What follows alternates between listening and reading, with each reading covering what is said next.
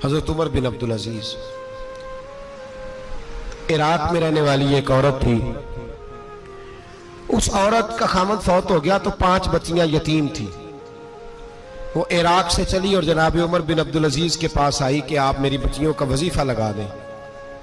वो कहती है जब मैं पहुंची ना यहाँ तो अब तो इस्तकबाल, आना जाना बड़े मामलात है।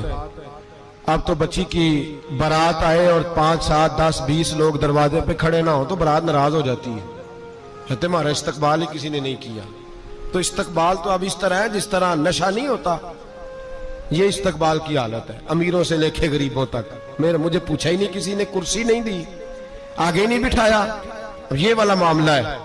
और मैं मेरी तरह के लोग, नेक लोगों की बात नहीं करता। अब तो हम देखते हैं फुला मौलाना का इस्तकबाल हो रहा है, फुला के लिए लोग खड़े हो रहे हैं, नारे लग रहे हैं। और अब तो मैं देखता हूं ऐसे ऐसे हाथ लहराते हैं सूफी और दरवेश कहलाने वाले, जैसे सियासी लीडर लहराया करते हैं। ये क्या तरीका हुआ? ये कौन सा तर्ज जिंदगी? मेरे नबी पाक सल्लल्लाहु अलैहि वसल्लम ने फरमाया जो ख्वाहिश करे कि मैं आऊं और लोग खड़े हों वो तो जहन्नमी है, तो दोज़खी है। सारे वही तरीके हम इख्तियार करते जा रहे हैं, वही प्रोटोकॉल है हर जगह। वो लोग जिनके दरवाजे खुले होने चाहिए थे वहां भी हर वक्त के लिए मामला तय हो गए। याद रखें मेरे नबी पाक अलैहिस्सलातु वस्सलाम ने जो तालीमात दी, हजरत उमर बिन अब्दुल अजीज रहमतुल्लाह ताला अलैह।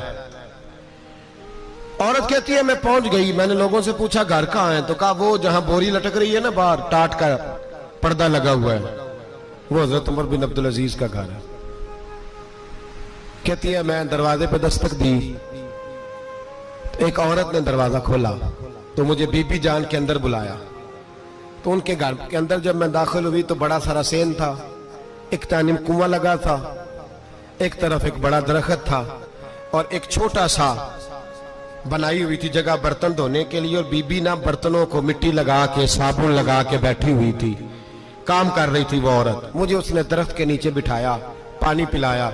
कैसे आई हो? मैंने कहा अमीरुल मोमिनीन से मिलना है। कहने लगी बैठो थोड़ी देर में आ जाते। कहती थोड़ी, मैंने समझा घर की कोई मुलाजमा है, मैं बैठ गई। थोड़ी देर गुजरी, फिर दस्तक हुई, उस बीबी ने उठ के दरवाजा खोला। तो जब वो शख्स अंदर आए तो कहने लगी बड़ी देर से बर्तनों को साबुन लगा के बैठी हूं, कहाँ रह गए थे? कहती है वो साहब कहने लगे बस जरा मसरूफ हो गया था। दौड़े गए, कुएं से पानी निकाला, बीबी को दिया, उसने बर्तन धोए। कहती है फिर थोड़ा सा सिरका और एक रात की रोटी वो लाई, उस शख्स ने खाई।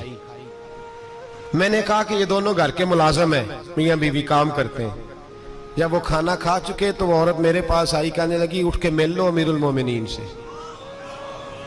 मैंने कहा कौन अमीरुल मोमिनीन? तो कहने लगी कब से तो आए हैं, ये जिसने कुएं से पानी निकाला यही मुसलमानों का अमीर है, और ये जिसने दरख्त के नीचे बैठ के सिरके से रोटी खाई है यही है। ये फरिश्तों की दास्तान नहीं, ये वो लोग हैं।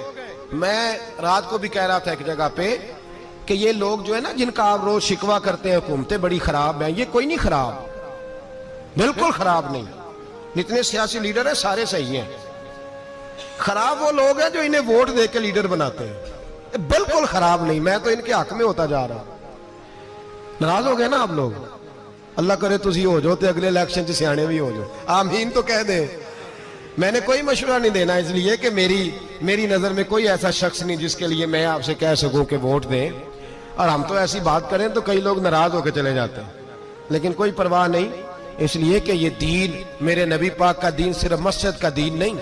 इंशाअल्लाह आइंदा जुम्मे नजरिया पाकिस्तान बयान करूंगा और बताऊंगा कि पाकिस्तान का मतलब क्या, ला इलाहा इल्लल्लाह मुहम्मदुर रसूलुल्लाह सल्लल्लाहु अलैहि वसल्लम।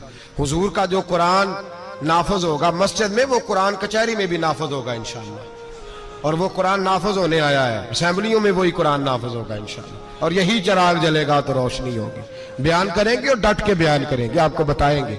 बस जो बात समझा रहा हूं फिल वक्त वो समझे। मुजरम वो नहीं जो बड़ा बन के लूटता है, मुजरम वो है जो उसको सपोर्ट करता है, जिसने उसे बड़ा बनाया है। ये याद रख लें। हमारी कोई बचत नहीं होगी, हमसे पूछा जाएगा। हम सारे कचहरी में खड़े होंगे, अल्लाह सवाल करेगा कि तुम बताओ तुम इनके मददगार क्यों बने थे, तुम सपोर्ट क्यों करते थे, ये पूछा जाएगा और हमने जवाब देना है। बहरहाल आम दाम बरसरे मतलब जनाब उमर बिन अब्दुल अजीज रहमतुल्लाह अलैह के वो बीबी गई तो कहने लगी कि ये अमीरुल मोमिनीन ने कहा। वो उठ के हाजिर हुई, कहा हुजूर मैं इराक से आई हूं, मेरा खामन फौत हो गया, मेरी 5 बेटियां हैं, वजीफा लगा दे। वो बीबी कहती है मेरा दिल था कि यतीम बच्चियों का 100 दिनार साल का लगा देंगे तो बड़ी बात है। कहती है जब मैं उनके पास गई तो हजरत उमर बिन अब्दुल अजीज को बताया तो वो रोने लग गए और मुझसे माफियां मांगने लगे। मैंने कहा हुजूर आप क्यों माफी मांगते हैं? तो कहने लगे इसलिए माफी मांग रहा हूं कि तू मेरी रियाया में थी और तेरी 5 बच्चियां यतीम थी, तुझे खुद चल के आना पड़ा है। मेरा काम था तेरी खबर लेता, माफ कर दे अल्लाह की रिजा के लिए। उन्होंने वजीफा लिखना शुरू किया तो मेरी एक बच्ची का 1000 दिनार साल का लिखा। मैंने कहा अल्लाह तेरा शुक्र है। फिर दूसरी बच्ची का 1000 लिखा तो मैंने कहा अल्लाह तेरा शुक्र है। तीसरी का 1000, चौथी मैंने कहा शुक्र है। जब चौथी का लिखा तो मैंने कहा अल्लाह आपका इकबाल बुलंद करे, अल्लाह आपको हमेशा इसी तरह फलता फूलता रखे। कहते हैं जनाब उमर बिन अब्दुल अजीज ने कलम रख दिया, फरमाने लगे मैं 5वीं का वजीफा नहीं लिखूंगा, 4 बहनों से कहना बांट के इसे भी दे दे। कहा हुजूर क्यों? आप फरमाने लगे जब तक तू अल्लाह का शुक्र अदा कर रही थी मैं भी रब से जुड़ा हुआ था और अल्लाह से डर के लिख रहा था। अब तूने मेरी तारीफ की है, अब मेरी जात आ गई है, अब मैं अगर ये वजीफा लिखूंगा तो इससे अल्लाह राजी नहीं होगा, इससे मेरे नफ्स में रिया पैदा होगी। अब मैं 5वीं का नहीं लिखूंगा, जा और जाके इराक के गवर्नर को दे। बीबी कहती है मैं घोड़े पे बैठी और मैं चंद दिनों के बाद इराक पहुंची। जब सवेरे आके मैंने वालिए इराक को रुका दिया तो वो चीख मार के रोया। मैंने कहा क्या हुआ? तो कहने लगा बीबी आज रात को हजरत उमर बिन अब्दुल अजीज का इंतकाल हो गया, फौत हो गया। तो इंतकाल कर गया। कहती मैं भी तड़प के रोई। मैंने कहा मेरी यतीम बच्चियों का क्या बनेगा? तो वो गवर्नर कहने लगा तेरे वजीफे जारी रहेंगे, तुझे मिलते रहेंगे। तो कहने लगी कैसे? कहने लगा मैं अगर तो गवर्नर रहा तो तेरा वजीफा जारी रहेगा और अगर गवर्नरी से उतर भी गया तो मैं जाती तौर पे मालदार हूं, फिर भी तेरी बच्चियों के माहाना पैसे पहुंचते रहेंगे।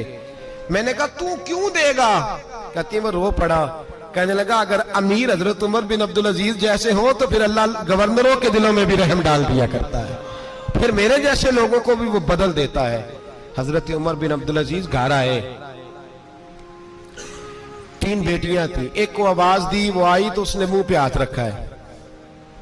दूसरी को आवाज दी, वो आई तो मुंह पे हाथ रखा है। तीसरी को आवाज दी तो मुंह पे हाथ रखा है। आपने अपनी बीवी से कहा कि ये बच्चियां मुंह पे हाथ क्यों तीनों ने रखा हुआ है, क्या बात है?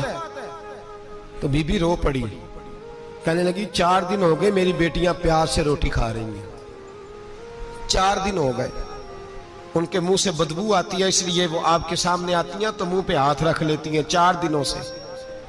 बीबी रो रही है। हजरत उमर जलाल में आ गए।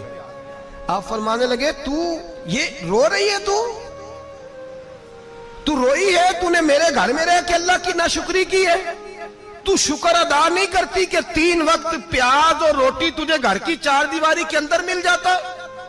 रो रही है और मैं आ मेरे साथ बाहर निकल, तुझे वो लोग दिखाऊं जो झोपड़ियों में रहते हैं और मांग के खाते हैं, आ तुझे दिखाऊं। इतनी नाशुक्री कि घर के अंदर प्याज पहुंच रहा है, रोटी पहुंच रही है और तू कहती है मेरी बेटियां प्याज से खाती हैं, शुक्र कर फाके नहीं काटने पड़े। फिर अगले लफ्ज कहे तो रो पड़े। फरमाने लगे मैंने तो मुस्तफा के वो हालात भी सुने हैं जिसमें कई दिन बीबी फातिमा ने फाके किए। तू घर के अंदर प्याज पहुंच रहा है, तो अभी भी सादगी, आजिज़ी और कनात नेमत थी इन लोगों की। हमारे यहाँ रोज शिकवा है, किस बात का? गाड़ी कोई नहीं। रोज रोना है, किस बात का? बंगला कोई नहीं। रोज रोना है, किस बात का? बैंक बैलेंस कोई नहीं। 10 जोड़े क्यों नहीं ईद पे आए? और ये सिर्फ औरतों का मसला नहीं, हमारे अंदर भी ये बात बदरजे औला। हम रोज अपने आप को मिस्कीन कहते हैं, गरीब कहते हैं, लाचार कहते हैं, मजबूर कहते हैं।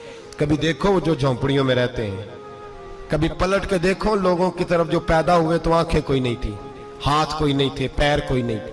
वो देखो जो पैदा हुए तो सर पे बाप का साया कोई नहीं था। कैसे कैसे लोग वक्त गुजार रहे। हम रोज आके कहते हैं कारोबार ठंडा हो गया, हालात बड़े खराब हो गए, हम बड़े मजबूर। क्या हो गया साहब? अल्लाह के दिन है, सारे अल्लाह के दिन है। वसल अच्छा है ना फिराक अच्छा है, यार जिस हाल में रखे वही हाल अच्छा है।